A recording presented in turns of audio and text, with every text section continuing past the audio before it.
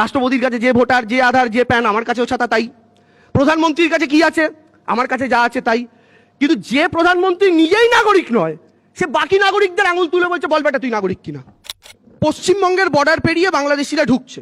আচ্ছা, কাশ্মীরে বর্ডার পেরিয়ে যারা ঢুকলো, ঢুকে 20 কিলোমিটার ঢুকে কাশ্মীরে মেরে দিয়ে চলে গেল, তাদেরকে আটকাতে পারলেন না কেন?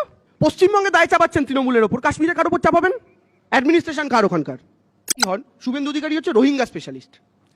আগের দিন, দুদিন আগে বলে দিলেন বিহারে 50 লাখ লোকের নাম বাদ গেছে, পশ্চিমবঙ্গে হলে 1.5 কোটি রোহিঙ্গার নাম বাদ যাবে।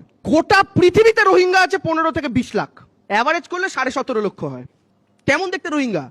কেউ দেখেছেন কোনোদিন চোখের সামনে? শুভেন্দুর মতো দেখতে না অমিত শাহের মতো দেখতে আমরা কেউ জানি?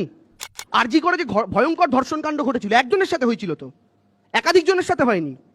কিন্তু সবাই প্রতিবাদের রাস্তায় নেমেছিল। কেন? কারণ একটা হলেও অন্যায়। ওটা যদি একটা হলেও অন্যায় হয়, যদি একজন বাঙালি পশ্চিমবঙ্গের বাইরে মার খায়, আক্রান্ত হয় বাংলা ভাষা বলার জন্য, সেটার জন্য আমি কেন খুঁজবো? ওই তো একজন হয়েছে, 99টা তো হয়নি। বাংলায় সরস্বতী পুজো হয় না, বিজেপি এলে সত্যি সত্যিই সরস্বতী পুজো হবে না, কারণ দধিকর্মা বানানো যাবে না, কৈলাসজি বলে দিয়েছে চিড়ে খেলে বাংলাদেশি।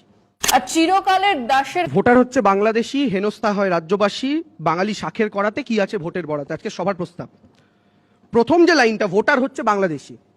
আমি প্রত্যেকের উদ্দেশ্যে জিজ্ঞেস করতে চাই, বাংলাদেশি যে ভোটার হচ্ছে তার সোর্সটা কি, তার কারণটা কি? এমনি এমনি তো বাংলাদেশি ভোটার হতে পারবে না, তাকে বর্ডার পেরিয়ে আসতে হবে। তো এই বেসিক প্রশ্নটার উত্তর বিজেপির কেউ দেন না, যে বর্ডার পেরিয়ে ঢুকছে কি করে। আর বর্ডার পেরিয়ে ঢুকছে আপনারা অভিযোগ করছেন, এদিকে আপনাদের বিএসএফ, যেটা কুণাল দাও একটু আগে বললেন, বিএসএফ প্রেস কনফারেন্স করে বলছেন না কেউ ঢুকছে না। তাহলে কে সত্যি কথা বলছে? বিজেপি নেতা অমিত শাহ সত্যি কথা বলছে, না স্বরাষ্ট্রমন্ত্রী অমিত শাহের দফতরের অধীনে থাকা বিএসএফ সত্যি কথা বলছে? আমরা জানি না।